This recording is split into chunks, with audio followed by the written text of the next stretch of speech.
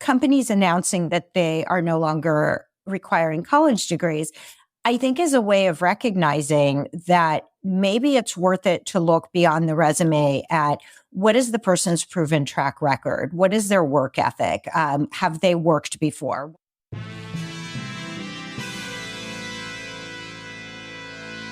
Thomas Edison, Richard Branson, John F. Kennedy, Mozart, Michael Jordan, Will Smith. That sounds like a list of highly successful titans in a variety of vocations. Why is it that we rarely hear that they have or had ADHD? And you know what we hear even less about? Serena Williams, Emma Watson, Mel Robbins, Whoopi Goldberg, Agatha Christie, Erin Brockovich, Cher. Yeah, the successful women navigating ADHD. And that's exactly why I started this podcast, ADHD for Smartass Women. I'm your host, Tracy Otsuka. I'm a lawyer, not a doctor, a lifelong student, now a coach. I'm also the creator of Your ADHD Brain is A-OK, a system that helps people like you figure out what they should do with their life. And we're here today to talk ADHD, your strengths, your symptoms, your workarounds, and how you proudly stand out instead of trying to fit in. I credit my ADHD for some of my greatest gifts. And you know what? I spy a happier life for you too. So without further ado, a shiny new episode is starting now. Hello, I am your host, Tracy Otsuka. Thank you so much for joining me here for episode number 236 of ADHD for Smartass Women. You know that my purpose is always to show you who you are and then inspire you to be it. In the thousands of ADHD women that I've had the privilege of meeting, I have never met a one that wasn't truly brilliant at something. Not one. Get down, Teddy, my dog. So for all of these reasons, I am just delighted to introduce you to Irena Smith. Irena Smith is the author of the recently released memoir, The Golden Ticket, A Life in College Admissions. Look at this. This is how I read without like the little tabs. I love the flags. The Golden Ticket, A Life in College Admissions Essay. She emigrated from the former Soviet Union with her parents when she was 9.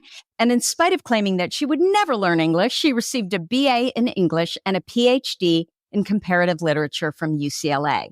After teaching college-level literature and composition and serving as an admissions officer at Stanford, she opened a private college counseling practice in which she helps high school students tell their best stories. Irena has a love-hate relationship with Wordle. She's an advocate of imperfect but earnest parenting, omnivorous reading, and the Oxford comma. Irena, welcome. Did I get all of that right? Tracy, you absolutely did. And thank you so much for that great intro. Well, yeah. So, you know, on this podcast, I always want to talk about my guests' ADHD diagnoses first. So we'll definitely go there in a minute. But before we do that, I just had to let you know how beautifully written The Golden Ticket was. It was the easiest read I've had in I don't even know how long. And that is because of your brilliance around words. I mean, you are an incredible storyteller. Thank you. I wanted to lead with that because I'm afraid that once I got going, I would forget to tell you that. Well, this is what every writer lives for, I think, is words like yours. So thank you so much. Oh, well, it's so true. Like I'm not, it's the easiest thing for me to say. So I am curious what the circumstances were around your diagnoses, because as you know, that's what we talk about here, ADHD in women. So my diagnosis is actually pretty recent. I was diagnosed in October of 2022, so it has not even been a year. I suspected that I had it for probably the past 5 or so years as each of my children was grappling with symptoms that looked increasingly like stuff I was dealing with. And I think up until my late 40s, I was pretty good at dealing and I guess being a functional person with ADHD, meaning that I would fall into situations that were good for my ADHD. So I wrote for the student newspaper in college. I loved the quarter system at UCLA because it was only 10 weeks long. And so it would be over like that. And I didn't have to be bored in a class if it was boring. And I didn't have to never take a class again if it was great. I could take like 3 more with that professor. And then the older I got and the more I had to structure my own time, the more I found myself struggling. So I eventually ended up going through a very labyrinthine process to get diagnosed. So this was last year, though. Yep. So talk to me about Irena as a child. What did she look like? Not physically, although you can add that, but, what was she like?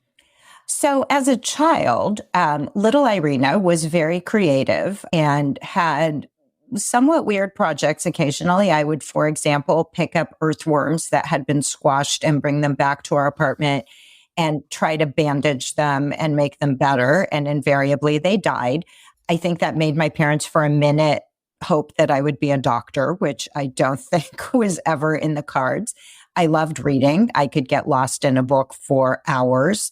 I liked to draw, and I didn't love to sit still. And then the other thing that is still very true, and I have no idea if that's an ADHD thing or just an Irena thing, I can't stand wearing shoes. Like, I'm famous for, in any circumstances, kicking my shoes off and sort of hiding my bare feet under a desk or wherever. And that's been the case ever since I was little.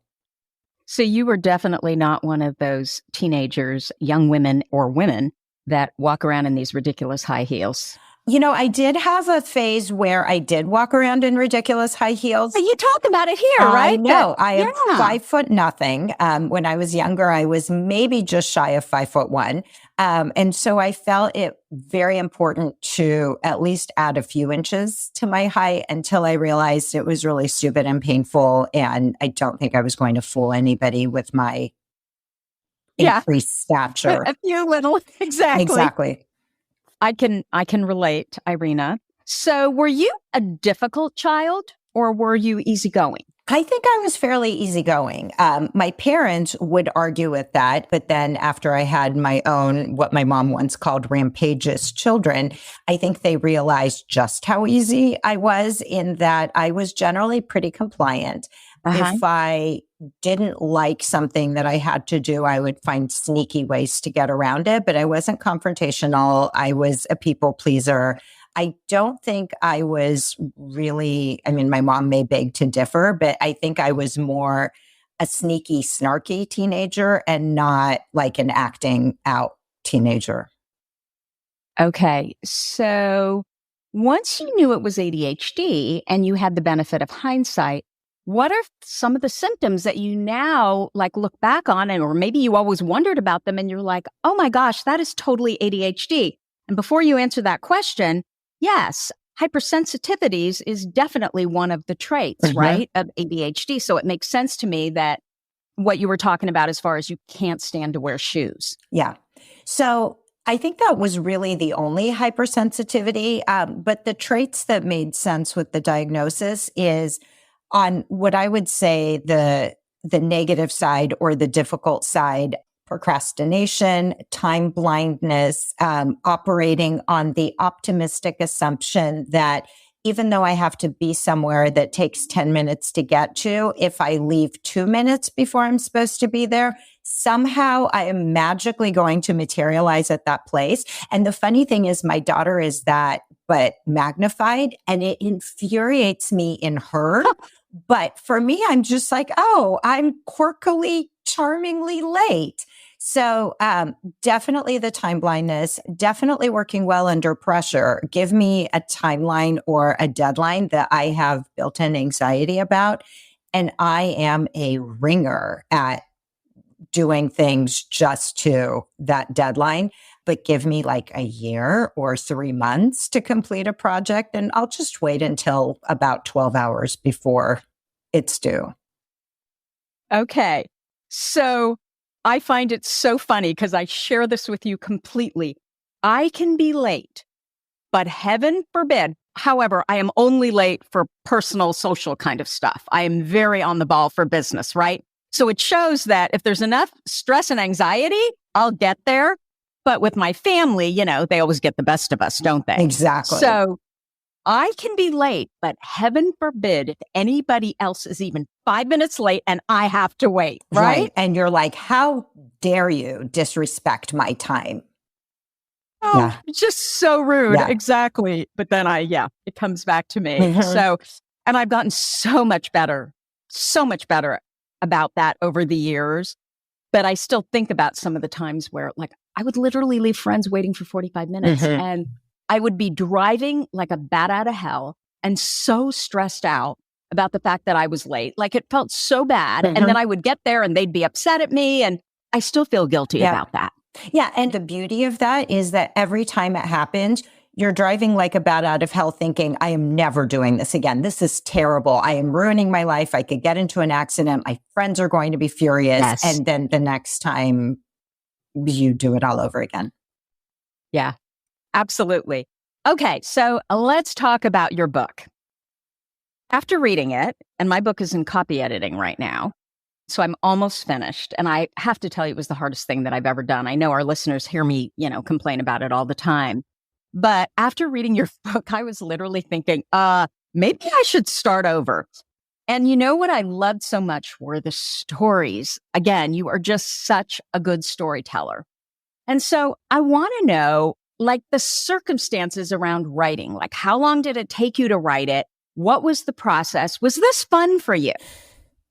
So I was hoping you would ask that because it's such a great both writing story and ADHD story. It took me 20 years, give or take, and one weekend to write the book. And I say that... Wait. Say that again. 20 years and one weekend. Okay, what does that look like? Had you been writing all the chapters all along? No. So let me explain what this was like, because it's an insane process and really highlights both the good and the bad parts of ADHD. So I started writing personal essays roughly around the time that my oldest son was diagnosed with autism. So this would have been 97. And at almost the same time, I came across I think it was the first or second story collection of David Sedaris, who is an amazing essayist who writes about his quirky Greek family and having OCD and ADHD too, for all we know. And I remember it was such a revelation to me. I was like, I could do that. I could totally write in my own, obviously not Greek and gay, but aggrieved Russian, Jewish, neurotic, middle-aged person voice. And so I started writing essays mostly about what we were going through with our son. And then it brought up stuff about my childhood and coming here from the former Soviet Union, because one of the things that I found was an interesting connection is our son was learning language like it was his second language. He was not acquiring spoken language naturally. And so we had to break it down for him and teach it to him in this really sort of foundational way, labeling and then putting words together and how to ask questions, because he actually didn't know how to ask questions. He would answer them, but he couldn't ask them. And it made me remember how I learned English, which happened when I was 9 years old and my parents and I came here from the Soviet Union. And our hope was, well, I'm fluent in English now. I didn't learn it the conventional way, but I can speak it and nobody has to know how I learned it. And so I was kind of fascinated by that overlap that, I had been English as a second language. My son was also, in spite of being a native speaker, English as a second language learner. And then life got in the way and we had two more children and I was working and I would write bits and pieces and occasionally they would be published somewhere. And then eventually I accrued a critical mass of stories that I wasn't entirely sure what to do with, other than I had a vague idea that I wanted them to be a book. So I asked a friend of mine who knows literally everybody, off the cuff in May of 2020, hey, do you know somebody who's a literary agent? Because I think somebody who is not me should maybe take a look at this. And as it happened, she was like, sure, let me introduce you to my friend, Nikki. So she introduced me to this woman who is a legit literary agent.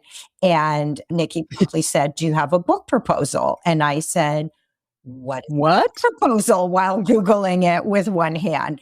And she said, "Oh, never mind. Just send me the manuscript," which I had over optimistically said I had completed. And I said, "Oh, the manuscript. Yes," which I totally have. But you know how it's Friday? Can I have the weekend to just put some finishing touches on it, maybe? And I'll get it to you by Monday. And she was like, "Yeah, sure, that's fine." And so I literally spent 72 hours trying to figure out what was my through line, because it was really this disorganized collection of stuff. And after 72 hours of frenetic, pretty much nonstop work, I had something that when I showed it to my husband, he looked at me in astonishment and said, "Oh, you made a book." And I was like, "I think I did." And so I sent it off to Nikki. She really liked it. Very long story short, it was rejected 70 plus times by traditional publishers and finally came out with She Writes Press, which is a phenomenal hybrid publisher for and by women authors. There's been a lot of revision between that weekend and now.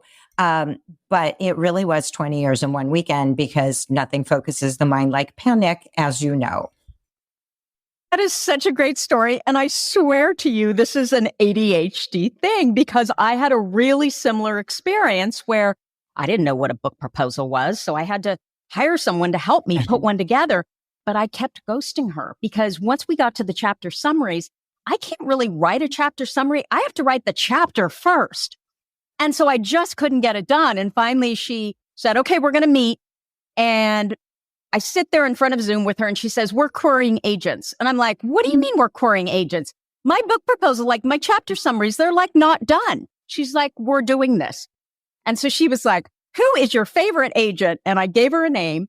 She sticks it into this email she had already created. Cause I'm like, I don't have an email. How am I going to, who am I querying? Mm-hmm. She finds the woman's, email information, whatever, and sends it to me. I had to plug in the woman's name who I was querying, and she made me send it. And as we're sitting there then working on the book proposal, the agent gets back to me. This was 17 minutes. Oh my and God. I'm like, what? She's like, and it turns out she was neurodivergent, right? So she was really interested in the subject, which is, I think, why I liked her. And I had followed her on, she has a podcast. And it was so funny because the woman who was helping me with the book proposal also has ADHD. And she somehow realized that if I just give her a real important deadline, she'll get it together. So I had to do the same thing. But I said, "Well, we're almost done with it. I'll send it to you in about 2 weeks." And so within 2 weeks, I had it done. I could not have done, you did the whole book in a weekend, right? 20 hours. Yeah. I mean, it wasn't the whole book. I had most of the material, but I had to figure out, how do I put it together? What's the through line? What am I trying to do? And that was, I think, impossible for me until I had a hard deadline. For the record, I wrote my dissertation exactly the same way. I got a dissertation year fellowship, which gave me essentially a stipend, paid my registration fees and gave me a stipend to write for a year. And then it would run out after a year. And if I didn't file my dissertation by the deadline, I would have to pay filing fees and registration fees, which were several $1,000s. And of course, this all happened while I was pregnant with my oldest son. And I didn't feel like writing when I was pregnant, because I figured I would just put it off until I had the baby. Everybody knows babies sleep for 20 hours a day. And I would just type on my computer while my little angel was sleeping in his crib. As it turns out, babies sleep maybe 20 hours a week if you're lucky. And so after about 2 or 3 months of just total panic, I ended up putting Jordan, our oldest son, in not preschool. There was like an infant room at Stanford where my husband was doing his residency. And I wrote the entire dissertation in 3 months because I had to. And my husband, of course, very unhelpfully said to me, "Think what would have happened if you had been writing like this the entire time." I said, "Shut up, David," because that's not how. Really? So writing this book about these kids who are at the top echelon of everything, right? And then juxtaposing this against your kids who are clearly equally as brilliant, maybe even more so, but you're basically trying to make sure that they're mentally healthy. I can't even imagine how difficult this must have been. It was a struggle, to put it mildly. And I think part of it is that, and I find this to be a great irony that I studied comparative literature in grad school, because you compare books, but of course, as every parent knows, you also compare your children to other people's children. Everybody does. Anybody who says that they don't is a liar. And it was such a disconnect for me that I was working with students who seemed to have it so easy, until I realized in the course of my work that nothing is easy really for anybody. We're all wrestling with something. But it was such a stark disconnect, because it felt to me like my husband and I were trying to do something really elemental, which is keep our children mentally healthy, and in some very extreme cases, to keep them alive. And yet I was working with students, and often their families, for whom the worst possible outcome in the world, the worst, was if their child couldn't get into Dartmouth and instead had to, oh no, go to UC Berkeley, or, oh no, end up at Davis in engineering. Terrible, terrible. And, it's really hard to reconcile that with what was going on at home. And it's really hard to distance yourself from it, because even though we never put that kind of pressure on our kids, it's in the water. They experience it every day at school. It's in our community. It's very, very hard to avoid. So I grew up in Burlingame and Hillsborough, which isn't far from Palo Alto. So I was in Palo Alto all the time. And when my daughter was born, my parents lived in Hillsborough, and so we lived a couple blocks from them. And I really wanted to live in Palo Alto. And, we had spent, before we had kids, we had spent time, we had a house in Petaluma, which was, Sonoma County, way far from Palo Alto in every respect. It's a little capital country town of the world. Yeah, egg baskets. And I remember the whole time, we were, my kids were going through schools. My husband and I would talk about, we should have just bought a house in Palo Alto. We wouldn't have to pay for private schools. We'd be around people that felt more like us, blah, blah, blah. After reading your book, I am so happy that we stayed up in our little country town with all kinds of, different people. And granted, it wasn't perfect, but I can't imagine, and I have a little bit of it. I mean, I know a little bit of it because my daughter ended up going to a school in Marin that is, one of these top 32 high schools. And, part of it was she was commuting so far every day, but just the amount of schoolwork, and I think the pressure to perform and, to be in that, because you've got to be in that top 10%, right? To end up going anywhere. Exactly. I think it would have been much better for her to just stay in our community and go to the public school. Our public school is just fine.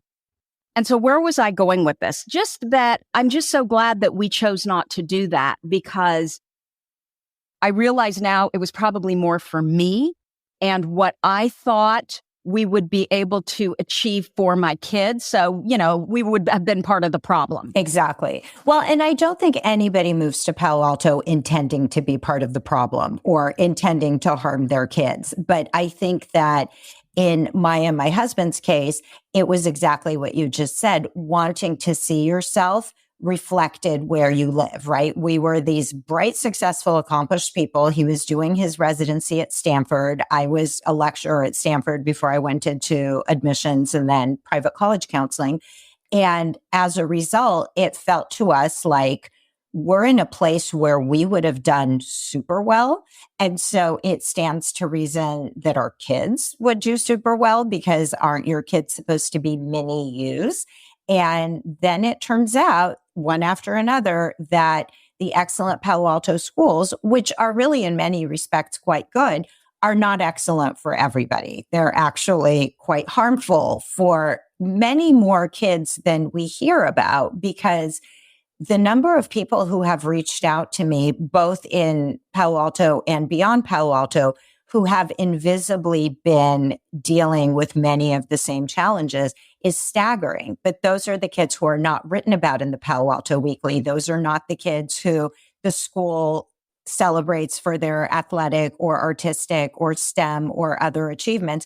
Those are the kids who are quietly struggling, but because they're not a huge problem, they just kind of fall through the cracks.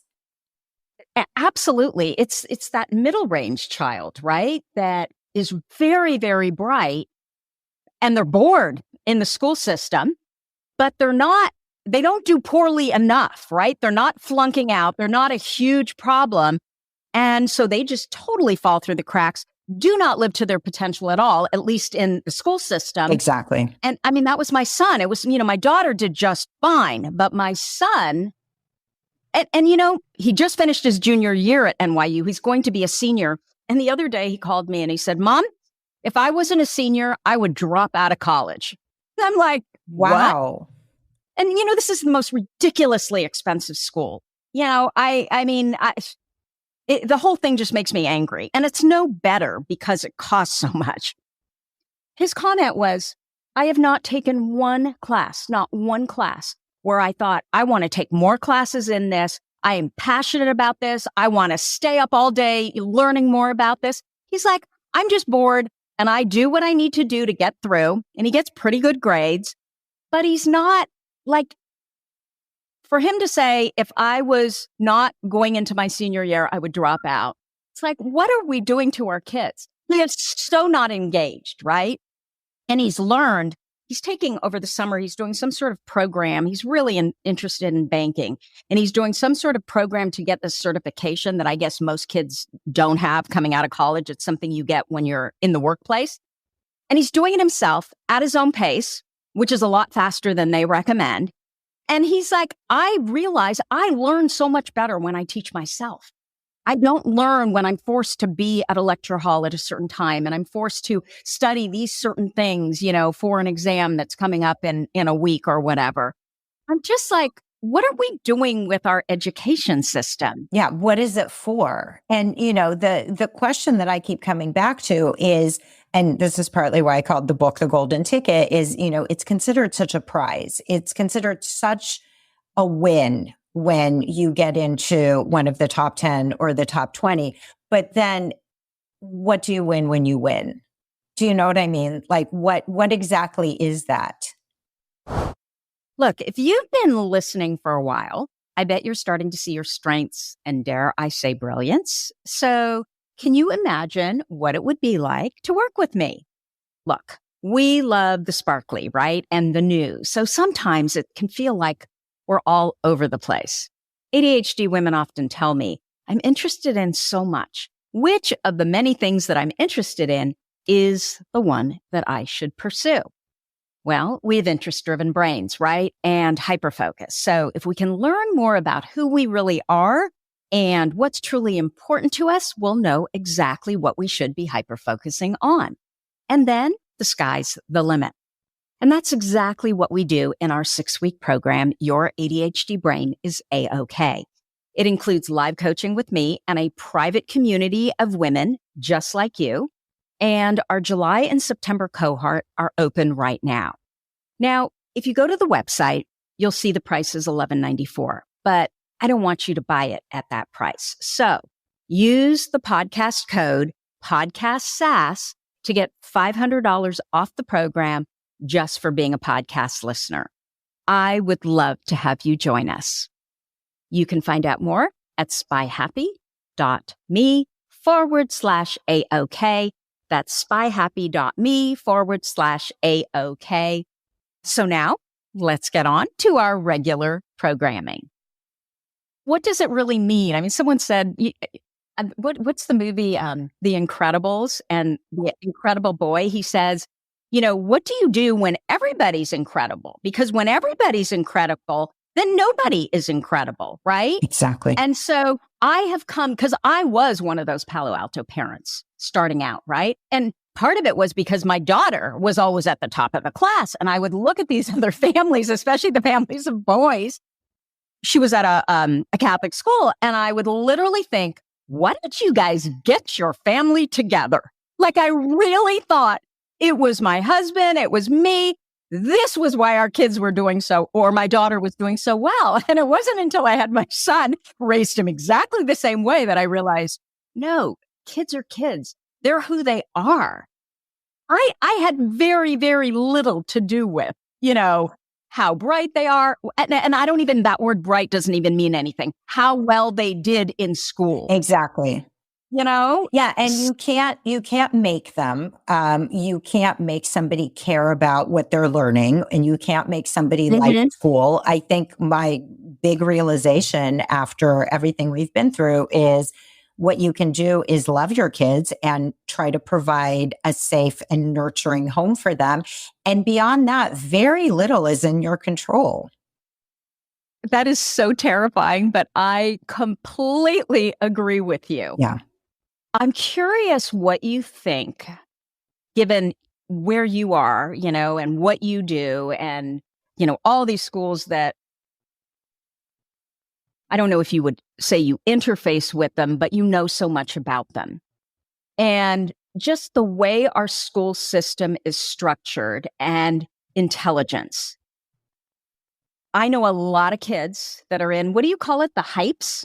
Oh, the Harvard, Yale, Princeton, Stanford. Yeah, I don't even know how to pronounce it. But apparently, for your reference, Tracy, there was a whole big discussion on Reddit in the applying to college thread about how to pronounce. Apparently, it's now Hipsum or Hypsum because MIT got added to it. So there were like 60 comments where people were like, well, should MIT really be there? But anyway, do you pronounce it Hipsum or Hypsum? And I'm like, why? Why are we doing this? Why is this important?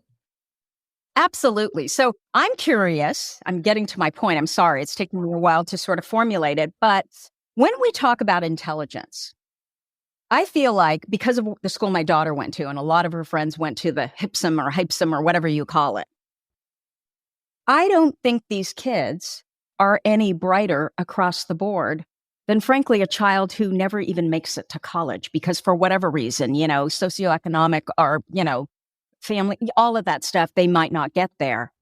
What I have realized, certainly among ADHD women and their children, is that every kid is brilliant at something. And so when, and that whole thing that happened, this big scandal with, all these families that were, and because of that, I think that we have finally, the egg has sort of cracked. It's not quite, there's like a little crack in it, right? But do you think that it really means anything to get into one of those schools from a purely, this human is smarter than that human? I think as an objective evaluation of somebody's intelligence, it's absolutely not. It's a reflection, strikingly, of socioeconomic background, access, privilege, and innate, or perhaps a combination of innate and cultivated ability to do school well. And there are absolutely brilliant kids who don't do school well and who are not good at timed tests, who are not good, like I was not good at having a research project that has multiple steps to it and is due weeks from now. And you actually have to methodically work and do the things in order to get your full grade. But they have other phenomenal skills which are not really either being recognized or nurtured in our school system. And to your point that women with ADHD, and I think just people in general who never go to college, are, in my experience, some of the brightest, most capable people I know. Actually, one of my closest friends dropped out of college after freshman year, exactly from what you said, a combination of the fact that her parents just flat out refused to not only pay for college, but to pay for anything after she turned 18, and a combination of difficult personal circumstances. And when it came time to choose between working full-time and attending school full-time, which is not sustainable, she chose to work full-time and just retired from a really lucrative corporate job making six figures because she is smart and creative and responsible and takes initiative and steps up and has qualities that you can't learn in college. And so a degree doesn't give you all those things. It doesn't give you integrity. It doesn't give you imagination.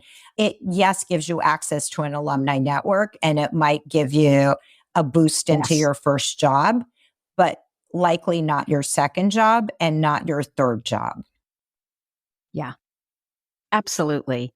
So what I'm curious about is when you start hearing about companies like Google and IBM and Dell and Bank of America that no longer are requiring college degrees. In fact, I think I read something about a boy who was 15 this last week that just got a job with Google. Yes, and he graduated from Santa Clara University at 15. Yeah, and he's working, I can't remember what he's working for, but he just got hired as a software engineer. We probably saw the same article. So, but that kid would have had a college degree. Yes. Oh, so maybe I read it. Maybe I didn't read the article and I did what complain other people do. I just read the headline and assumed. So, but okay, that boy, notwithstanding, there are plenty of people now who are being hired by these big, companies without college degrees. So what do you think that this is ultimately going to do to college and the whole kind of institution of college, especially given that it just keeps getting more and more expensive? I hope it continues to widen the crack that was opened with Varsity Blues. And I went deep down that rabbit hole just because it was so intimately connected with what I do. And I talk about it a little bit in the book because that story broke when my husband and our oldest son and I were in New York City celebrating his graduation from college. And so it obviously hit very close to home. And I went deep, deep down the rabbit hole of who are these parents? What were they trying to do? What were their motivations? And one of the things that really struck me in particular, and not to point fingers, but Lori Laughlin's daughter, who was actually doing perfectly well without college. She was an influencer. She was living her best life. And I don't think it was particularly her idea even to go to college, but the milieu in which she grew up. I don't think she wanted to go. I don't think she did either. But I think it was unthinkable for her parents that, she could. And I remember the quote. It was when they were talking to Rick Singer, I think one of them said, God forbid she go to the University of Arizona. And I'm like, that's a good school, or ASU. I can't remember. They're both good schools, and the result was she took a big blow to her brand and nobody wanted to work with her anymore. And it took her a minute to come back from that. And was that someone for whom college was really necessary to be successful? Absolutely not. And so I think when you think about the expense and the angst and the emotional energy that goes into what I think ultimately is projection on the part of parents of college as an equivalent to or a sign of we've arrived. We have done all the right things raising our children. They are now at Stanford, Harvard, Yale, whatever. We have been validated. They have arrived. It's all good. Like, we must be good parents. We must be good parents. Exactly. And so it's a system of winners and losers that I think if you unpack it, okay, so now they're at Stanford. How is their life going to be so much better at Stanford? I know anecdotally several people who actually at Ivy League schools and Stanford had to change their academic pathway from being pre-med because it was everybody was incredible. As you pointed out earlier, everybody was in the top 2% of their graduating class in high school, which meant that 50% now we're in the bottom 50%. And that's a very big blow to take when you're an 18-year-old and all your grades have to be A's so that you And in order to get into those schools, it's not just your grades, it's everything. Exactly. So I can't even imagine. You've always been at the top. It's like a professional athlete, right? They've always been at the top. And then they actually go into the professional team and they're among all these people that are equally as good, if not better. It's like a shock. Yeah. It's got to be. Yeah. And it's, it's kind of like being, the most valuable player on your cross country team and suddenly ending up at the Olympics. And all of a sudden you're like, who are these people? And why are they all so much faster? And why am I throwing up by the side of the track? And I think that doesn't happen to all students, but it does happen for many of them. And I think that companies announcing that they are no longer requiring college degrees, I think is a way of recognizing that maybe it's worth it to look beyond the resume at what is the person's proven track record? What is their work ethic? Have they worked before? One of my friends who does hiring in tech said that he is actually more likely to hire a San Jose State University grad in engineering than he is to hire a Stanford grad in engineering, because many of the San Jose State students work part-time to support themselves. So they come with experience, they come with grit, they come with knowing how to deal with setbacks. And that's not to say that all Stanford students sit in the corner sucking their thumb and demanding gold trophies for whatever they do. But it is an observable fact that people who chose to go to San Jose State, or maybe that was their only option financially, geographically, otherwise, are going to be there because they really, really have a sense of purpose and have something that they want to do and are excelling in that. Yeah. No, I hope it changes, because I'm sure some of this was going on when I went to college, but I was not aware of it. And I don't think my peers were aware of it either. It's almost like it's the last 20 years where I just don't even, it seemed to correspond with when colleges started to get more and more expensive.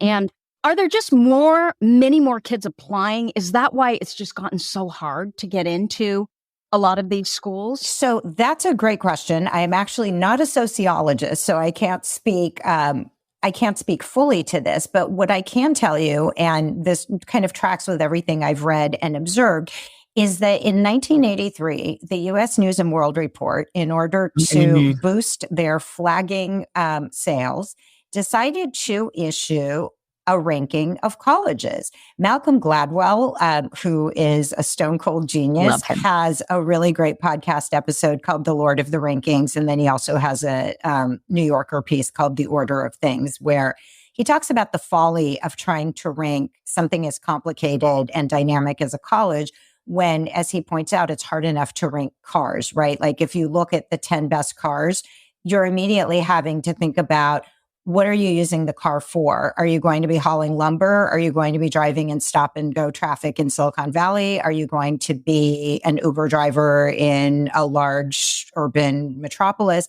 And colleges which lose a quarter of their students every year, gain a quarter of their students every year, have faculty who come and go, are obviously much harder to rank, except for these very flawed criteria. And so when I applied to college, I think the U.S. News and World Report was just getting off the ground. And so to all the parents who came of age during that time, and who were like, wow, it was so much easier. All I did was run varsity or, sometimes JV like track. And I was treasurer of my senior class, and I got into Harvard because I had straight A's. And, that ship has sailed, because back in the 80s, and even in the early 90s, I think people knew Harvard was a good school and Stanford was a good school. I don't think it was a secret, but I don't think people visually saw it as a name on top of the rankings that therefore must be desirable. And so I think that it's harder to get into college now because more people are applying to fewer schools rather than, or not fewer schools, but more. So kind of a more exactly. So, and that's where I don't think the acronym HYPS existed when I was in high school.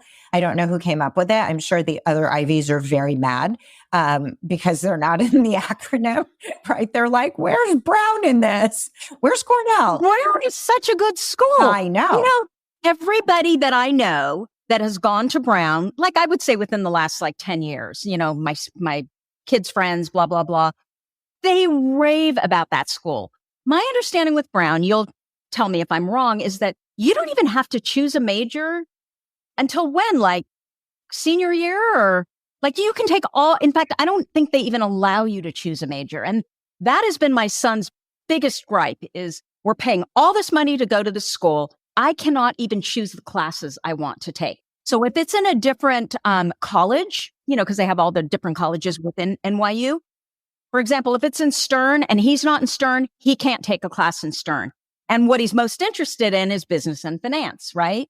So he's like, this is ridiculous. Right. And so I'm curious, is that how Brown works? Do you know? So Brown actually has an open curriculum, which means that they don't have students eventually do choose, they call them concentrations, which is basically like a major, but they don't have general ed requirements that most colleges have. So Columbia, for example, is the opposite. Columbia has a core curriculum, which dictates that everybody who graduates from Columbia has to take these classes and read these books, which I'm actually a fan of, because college is the last time that anybody is going to make you sit down and read the Odyssey or sit down and read books that you are always going to be slightly ashamed of not having read. Maybe that's just me, but do you know what I mean? Like, I read things. Well, so I read things in college and actually in grad school when I was a TA, where I was like, how did I not read the Odyssey, as an English major when I was an undergrad? And so I had to speed read it before teaching the class. And I was like, this is really good. But you are also an English major. I was an English major. That's true. But I was like, maybe I should have been a classics major. I did not know that was a thing. Anyway, so back to your question, Columbia has the core requirement where no matter what your major is, you have to take a certain number of classes and read a certain number of common texts, which they essentially believe is the hallmark of an educated citizen of a democratic society, which that they're not wrong.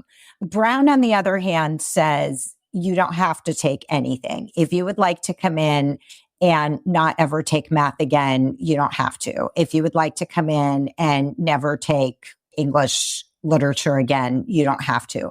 And so it gives students a lot of latitude to explore. I have my own philosophical feelings about that, but obviously, yes, it is a great school and there is no reason it shouldn't be an acronym, but really there's no reason there should be an acronym. And so, exactly. Yeah.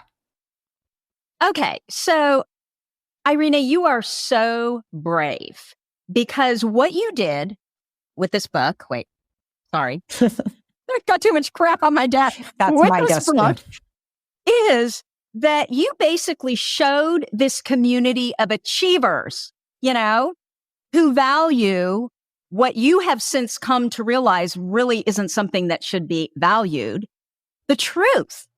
And I'm curious how that resonated with them. You were basically showing that, yes, this is what I do for a living.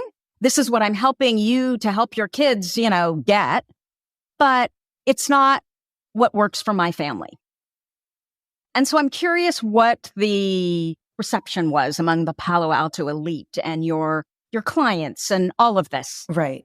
I have, and I make this pretty clear in the book, I have a lot of ambivalence about what I do because in effect, I participate in a very broken system. I try to be a good actor in a very broken system, but it's still a very broken system. And I do think that people like me bear some of the complicity for sort of shoring it up.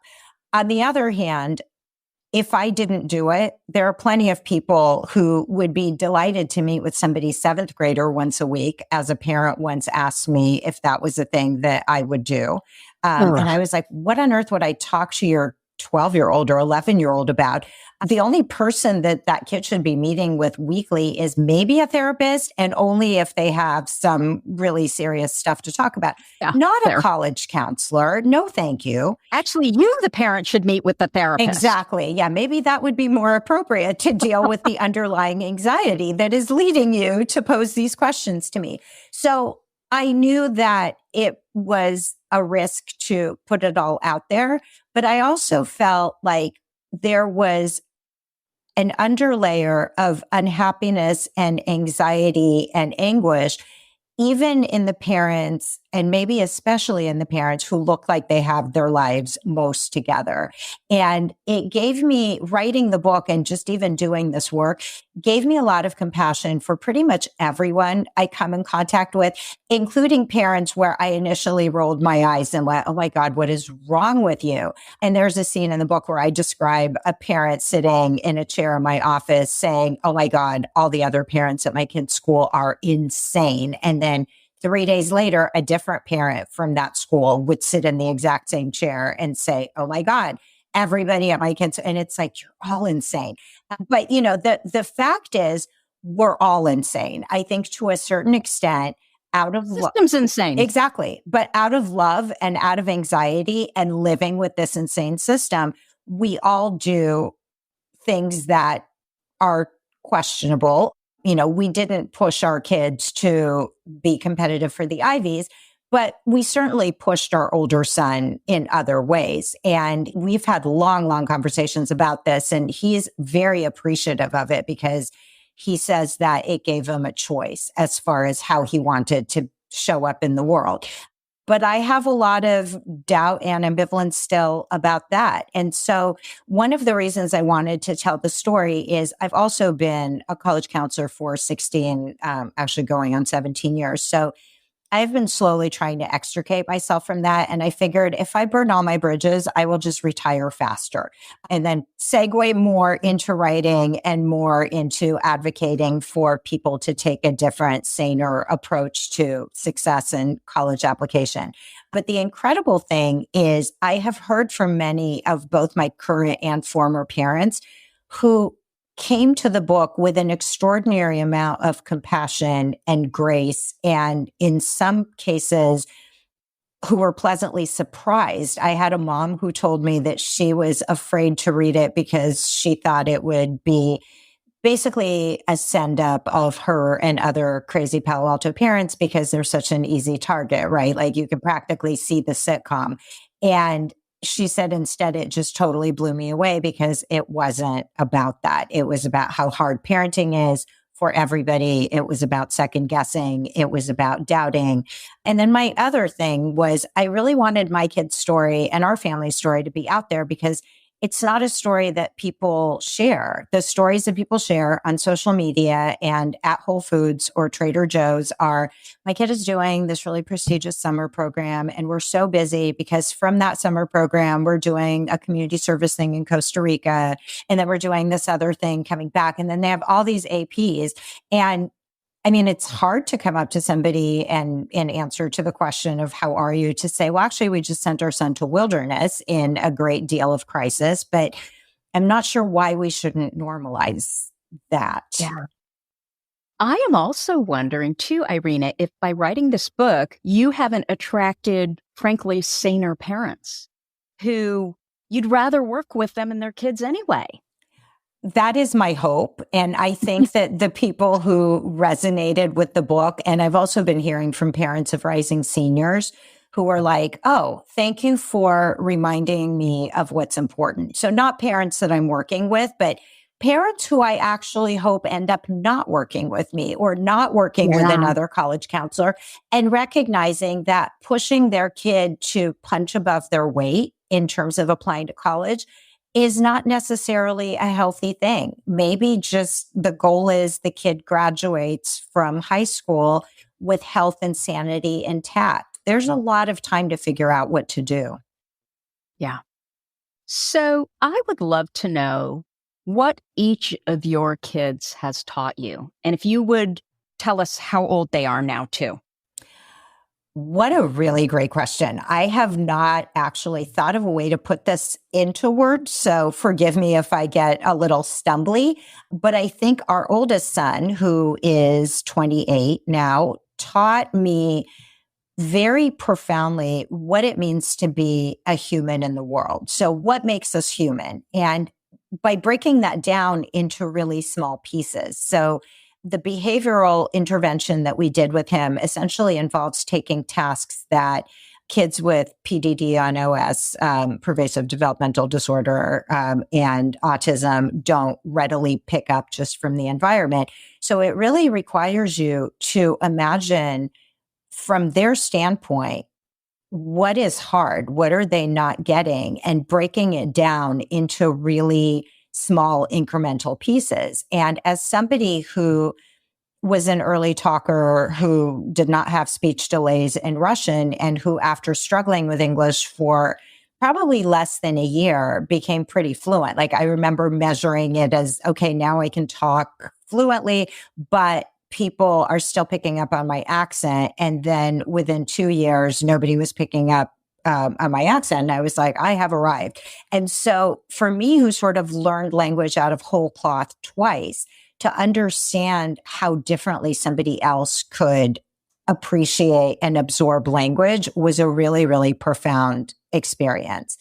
So I think that's my oldest. My middle son, who is 25, taught me how to be in the moment more and why it's important to be more positive and more silly and more affable. He is by far the most affable of three of our children. And I'm not saying the other two are, spiky and evil, but he's super easygoing. And he's also, and I love this about him because I'm actually more like him than the other two. So I used to joke when all three of them were little that our oldest son and our youngest daughter, if they had seen a staircase, they would both hurtle themselves down the staircase head first. Our middle son would, holding onto the banister with both hands, walk down one step at a time, 1 foot, then the other, next step, 1 foot and the other. And I was like, oh my God, I am seeing that, just kind of thoughtfulness and caution and common sense reflected in him. And he's really funny. He's up for everything. He's very fun to play board games with. So he taught me, I think, a softer approach to life. And then my daughter, I don't even know where to start. She turned 22 recently. She has an incredibly associative mind. And I feel like I do too. Like I'm fairly good at putting things together that I wouldn't necessarily, or other people wouldn't necessarily see as intuitively coming together. But ADHD. Right, exactly. But she is like next level at that. And she's not even trying. Like she will just say things and then, everybody will laugh and she'll be like, was that funny? Whatever. I just said a thing. And so that kind of just spontaneity and saying the thing I love and I'm really trying to emulate. And also her just total willingness that I have absolutely taken on to go down deep, deep rabbit holes. Like we watched White Lotus 2 together and first of all, she had super interesting things to say about it. And she caught things that I can't believe you watched that after reading in this book. I mean, you're such an avid reader, right? Oh no. Very high level. Yeah. No, that makes me feel better. But White Lotus 2 is that's like amazing storytelling. If you think about it, it's right. And then we also watched Bad Sisters. And she noticed. I don't know what that is. I have to write it down. Oh, it's so good. It's the most criminally underrated show. And I'm not going to tell you anything since you haven't watched it. Don't let anybody tell you anything about it. But there's just watch like the opening sequence and you'll be hooked. But there's a very subtle detail that I completely missed in the opening sequence. And she was immediately like, oh, there's this thing. So I'm also trying to pay more attention, be kind of more, I'm going to say this thing that I think is true. So they've all taught me some really, really profound things. So your daughter sounds like she has no problem just being herself. She's working on it.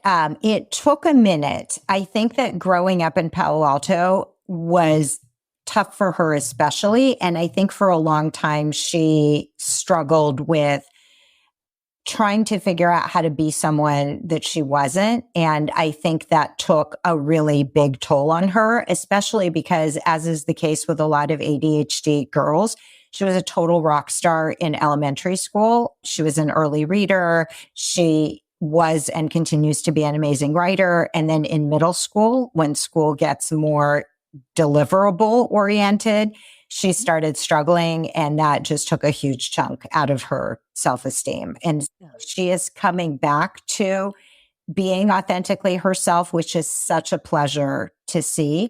And that's another thing that I'm trying to take out of her playbook is it's never too late. It is not. Certainly not for an ADHD brain, that's Exactly. for sure. So what would you do differently if you had the opportunity to start again? From which point? As a parent. Wow, that is a question I've wrestled with a lot. I think that my knee-jerk reaction would be to say, get the kids the hell out of Palo Alto. But then I have to second guess that immediately because my husband and I would have probably not been happy living somewhere rural without a community of well-educated, interesting people. So, if we had stayed in Palo Alto, I think that I would have been much more vocal at school with my two younger kids. Jordan, our oldest, actually had a lot of support throughout school because he had an IEP, an individualized education plan. So he was one of the kids on the other side of the divide. So there are all the AP high achieving kids who get a lot of attention and support. And then there are the kids who really have documented needs and issues that are addressed through the IEP. And then there's everybody in the middle, which were my middle and younger children. And I think I would have been much more vocal about working with the school and pointing out that they were not getting what they needed. And I don't know that the school was able to provide what they needed. But I think that we just somewhat foolishly took it on faith that, they got this. It's a good school. They have guidance counselors. They have teacher advisors. People are keeping an eye on them. And in retrospect, that was not a great assumption. And it ended up not resulting in a really successful school experience for both of them. One thing that I absolutely would have done differently in the case of our middle son is just kind of blithely assume that everybody goes to college after high school. And because he is so affable, he was like, sure, I'll go to college. And after about a year, that ended up not being a thing anymore. And so I think just being more open-minded, which was hard because everybody in our family went to college. My husband and I have advanced degrees. Our oldest son went to college right after high school. Doesn't everybody go to college? No, not everybody. And assuming that is not a great idea. Yeah. I think as bad as social media can be, what I noticed certainly with my son is he has so many role models that are in social media who've gone out and blazed these trails on their own. Exactly. And we didn't have that, right? We thought the only way was college. And so I feel so badly for those people in my generation and, generations after that felt like, well, if you don't go to college, life's over. You're a loser. You're a failure. Yeah. Such BS. Yep. And I think it's part of the reason why there's so few people in trades today. Exactly. And I remember seeing a statistic about the trades and construction and how people in construction have the highest job satisfaction because they tend to be outdoors. There's a beginning, middle, and an end to a project. They're creating, they're building, so they get satisfaction. I'm trying to remember. They usually can control their own time. And oh my gosh, they charge so much, so they make a really good living because so few people are doing it anymore. And I think some of us are just meant to work with our hands and, Exactly. And to try to fit everybody through this very narrow tunnel of what it means to be successful is doing such a disservice to ourselves and our kids because not everybody wants to go to college. Not everybody wants to go to college immediately after high school, especially if high school is grueling and stressful and difficult. And I think just having more options on the table and being more curious about our kids and what they want, I think that's probably the thing that I would have for sure changed with all of my kids is I would have talked less and listened more. And I think that it's really, really difficult when you are in an advice giving profession to not operate from a place of, I have all this wisdom. People pay me for this wisdom. And, of course, your own kids are like, I want nothing to do with it, And so for a very long time, I operated from a place of, if only I could say the right thing and convince them of whatever. And it took me a minute to realize that is not how anything works. So you absolutely do not believe that you are smarter if you went to college than someone who did not go to college? Absolutely.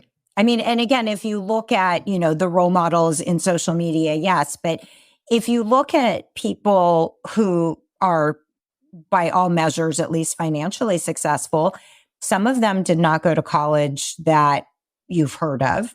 Some of them, like Steve Jobs, dropped out of Reed after one semester. Some of them, like Michael Dell, dropped out of UT Austin after, I think, a year. And so that obviously did not get in their way, that they did not go to or did not finish college. I think it's really who you are at your core is going to determine what you do with your life. Yeah. So what can parents do to reduce the pressure on their children during this fraught-ridden college application process? I've been through it twice now. Yeah.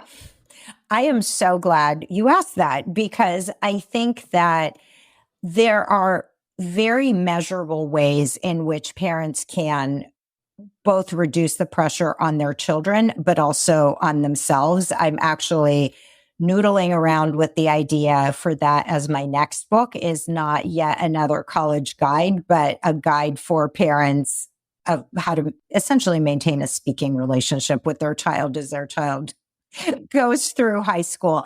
And I think that the first thing that parents can do is take college off the table as a point of discussion. For some reason, many adults think that the most entertaining and appropriate question they can ask a young person, like at a party or at a social event, is, so where are you applying to school? Not a single teenager I know enjoys being asked that question. One of the things I suggest to my students is if you're ever confronted with that question, just kind of sidestep and say, I haven't really decided yet. Where did you go to school? Tell me all about that. And then you end up actually learning something from a person who's already gone to college. And it may have been a terrible experience, or it may have been a great experience, but you can ask them all kinds of things. Like, why did you decide on that place? Why did you not choose some other place? And do you have regrets? It's always such a good idea to ask people if they have regrets, because often they will, and they will tell you all about it. And so I think that for parents, instead of putting it out there as this enormous milestone that their child is going to have to tackle, instead of asking about college or bringing up college, I think they could just hang out in the general vicinity and see what their kid wants to talk about. If their kid would like to talk about college and they have questions, great. If they don't, please trust and believe that they are surrounded by people talking about college in the rest of their life. Their friends are talking about it on social media. They're talking about it at school. They're worrying about it in the classroom. Very likely they're having advisory or homeroom or whatever in school where they're talking about it. I don't think it's helpful to add to that, but I do think it's helpful to start maybe just very innocuous conversations about family history. For example, what were the parents' experiences? What were their grandparents' experiences? It can really help students understand where they come from and contextualize where they are without it culminating in, okay, and now you have to do this thing that we did. So tell them about yourself. They may not know a whole lot of family history. Talk about your family values. If you're a religious family, how did that come to be and why is that and what do you believe? If you're not a religious family, what are your values? What do you hold sacred? What holidays do you celebrate? What milestones do you have in your life? If your kid is willing to do like a family book club, have them suggest a book that you can all read and talk about. Do not ask to see their college essays unless they show them to you, because I cannot tell you the incalculable amount of damage that has been done by parents who are like, oh, that's not a very good essay, or that's not a very good topic, or who email me having read a first draft going, oh my God, this is terrible. And I'm like, it's a first draft. Like, why are you in there? So one thing that I've thought of that might be fun for families, having just been through this exercise myself, is instead of hounding your kid about their college essay, look at the prompts and write your own and actually stick to the word count. I didn't do that because it was too hard, but you can try, and then you'll get a sense of what would you as an adult answer to this question of describe the world you come from, your family, your community, or your school. How has that world shaped your dreams and aspirations? And maybe write 2 essays, write the one you might have written in college or for college and write the one now. What's different? I think that could be a much better exercise for parents than stalking their kids and micromanaging the college application process. Absolutely. I was thinking, I loved how you organized the book based on these questions from different schools. And I was thinking, I would love to see a college application with those answers in it. They were so good the whole time. I'm thinking, oh my gosh, if I had written those or my kids had written those. Yeah. But there were a lot of experiences, right, that you had that you were able to put in those, and probably experiences a teenager is not going to have already had. I mean, it's interesting how, after decades, we amass a lot of wisdom. Exactly. Yeah. And the irony of that is we amass a lot of wisdom, and then we have a new generation of young people who want absolutely nothing to do with it.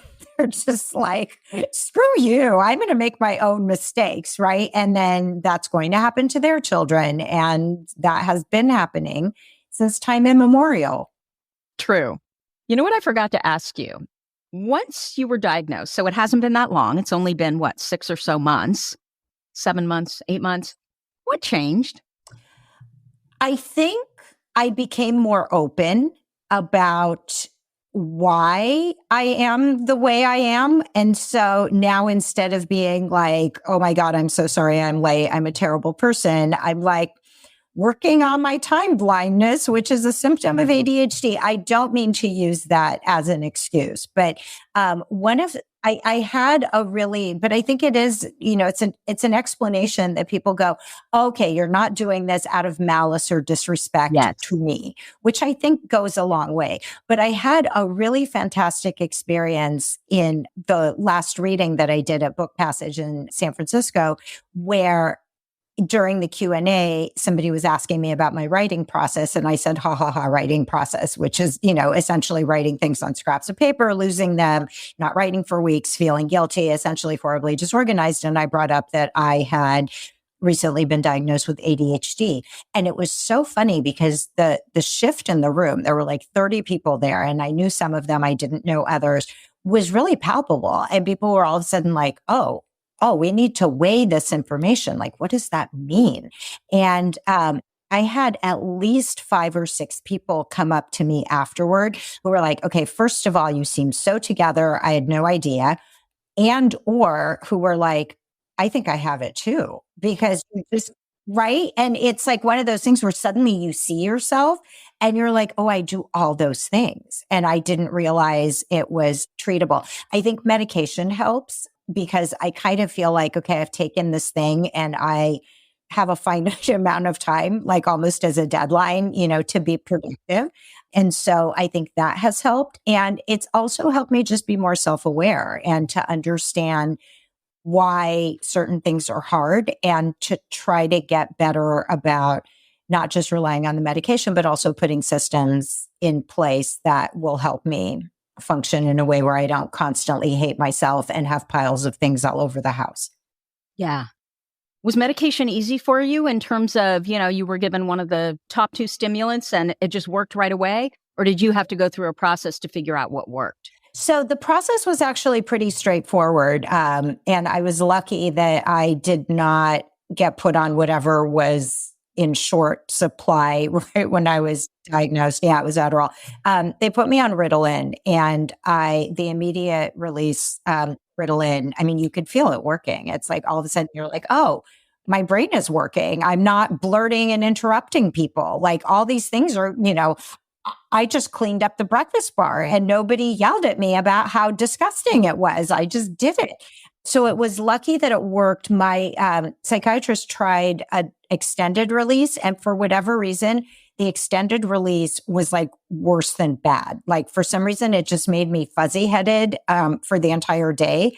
And I was like, you know what, let's just go back to the immediate release and take it twice a day and not deal with, I don't know what that was, but it was not successful. So interesting. Yeah. The same medication, but it was so different depending on if it was immediate or extended. I've not heard that before. I don't know why, but I had, our our listeners know this because I've said it a million times, but Ritalin, I took it one time and it was like the sky opened up. I could think. I was supposed to give a speech and I kept forgetting the speech and I had been practicing and practicing. I drove home in my car and I went through it 5 times cold and I was so excited and then it never worked again. Oh, no. Yeah. Yeah. So what did I you know end I up? got it in there somewhere. Yeah. That is so frustrating. We actually had that, and medication is just so weird in general. This has nothing to do with ADHD, but when our son was in elementary school, we went to see a pediatric psychiatrist who suggested, now I can't remember what the medication was, but all I remember is we didn't tell our son's teachers. He said, don't tell them, see if they notice a difference. And he was a tough kid and he was disruptive. He was disinhibited socially. He had a hard time in school and he took it. And within like 6 hours, we were like, what is happening? Like he was socially attuned. He was calm. He was not, it wasn't like he was sedated or robotic. He was just a clear headed, on top of it, delightful, easy to be with person. And by Tuesday of that week, all his teachers were like, what did you do with Jordan? We were like, surprise. So it lasted for a week and we were like, wow, this is amazing. We're a scientific, breakthrough. I hate to use the word cured about anything, but he's like and he was happier. He was like connected. He was, it was like flowers for Algernon. I mean, he didn't, go down, but it like within a week and it literally was like a light switch. Like it was great. And then one day he woke up and took the medication and we were right back to where we were 8 days before. Although I would think that was still good news, not as good as it could be, obviously, because you saw who he really was, right? Yeah. And this wasn't something that was purposeful again, right? So hopefully it gave you more compassion. It absolutely did. And I think that's the other thing that I've learned. We were talking about age and wisdom, that everybody is really trying to do their level best in the world. I don't think that, there are people who don't, but for the most part, nobody is in the world to either screw up their kids as parents or as kids to make their parents' lives miserable, to inconvenience them, to, everybody is at the end of the day, to be cliche, just walking each other home.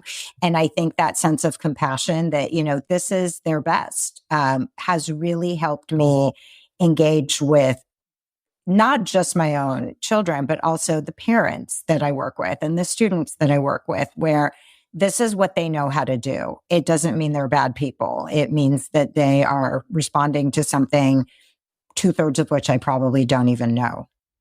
Absolutely. Absolutely. Okay. So, Irena, what do you think the key to living successfully with ADHD is? I think having a surrounding community of people who understand and forgive you for your various idiosyncrasies and quirks, understanding yourself and knowing what your limitations are, but also being willing to push past those limitations. And, if you need to take your shoes off every once in a while under your chair and secretly hide your bare feet, then do that. Or move to Hawaii. Or exactly, where it's normal to be barefoot. Exactly. So do you have a number one ADHD workaround? Either creating a deadline, which doesn't work as well, or, getting a deadline that is not negotiable. I don't know if that's really a workaround, but that and timers, I guess, because then there's that built-in sense of something's going to buzz at me. Do you use this one? The Datex one? No. Oh my God, this is the best thing. Okay. So, and I don't know why my brain hasn't figured out I'm lying to it, but I'm talking to it and it still hasn't figured it out. When I am struggling to start, I use this, and the deal I strike with myself is all you have to do is 25 minutes. If you want to quit after 25 minutes, you may quit. The beauty of this is you don't have to go on your phone. You don't have to find something. There's no app. So look at this. Oh, I love that. And so it starts counting down. When 25 minutes is up, it beeps. Do you know, in the years that I've been doing this, Not one time have I quit after 25 minutes. I'm usually in for hours because it's the starting, right? That is so difficult. Yep. So I swear by this, and so many of, our students and our followers, and they just love this thing. I love that. And I love too that you don't have to go on your phone to set anything, because when you go on your phone is a little bit of if you give a mouse a cookie situation. Right. Exactly. And I like this one because it's bamboo. So it's, visually fairly appealing. Yes, no, it's lovely. And so it sits on my desk. I don't have to, rifle around. It's just there. And so when I'm struggling to start, I see it and I'm like, oh, I forgot about that. I love and I that. That is a great idea. Okay. As soon as we end, I am getting it. It's Datex. Yeah. I should get money from them, right? Really I'm constantly talking. That was a completely irresistible pitch. And also I really do need it. Yeah. So Irena, where can people find your book? They can find it at all the bookish places. So on Amazon, it's called The Golden Ticket, A Life in College Admissions Essays. At your local independent bookstore, if they're not carrying it, ask them to. You can get it online at bookshop.org, or you could get it at your local library. And again, if they aren't carrying it, go up to the circulation desk and demand that they do. You should. It's so good. So is there some place that listeners can go if they want to reach out to you or learn more about you and what you do? Absolutely. So they can go to my author website, which is irenasmith.com, IRENASMITH.com. And it has other writing that I've done. It has my bio. It has information about the book and upcoming events. And they can get all that information and more right there. Wonderful. We're going to put that in the show notes. Thank you so much for spending time with us here today. I knew this one was going to be fun, and we've gone way over. Tracy, I didn't even notice the time go by. It was such a pleasure to talk to you.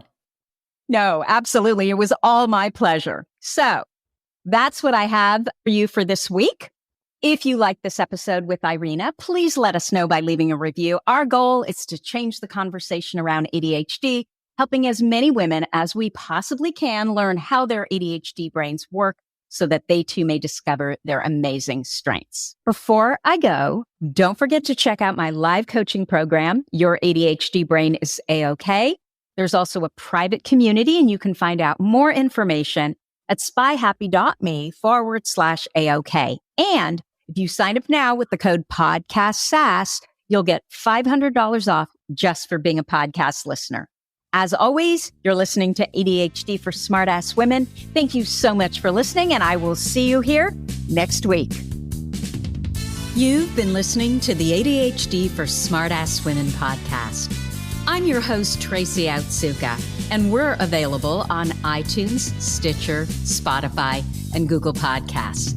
Not coincidentally, ADHD for Smartass Women, it's also the name of our free Facebook group. We're a totally smartass community of successful, ambitious women who share our ADHD wins, questions, and workarounds. Join us at tracyotsuka.com, where you can also find more information on our Your ADHD Brain is A-OK system. I spy a happier life for us, and I'll see you again next week.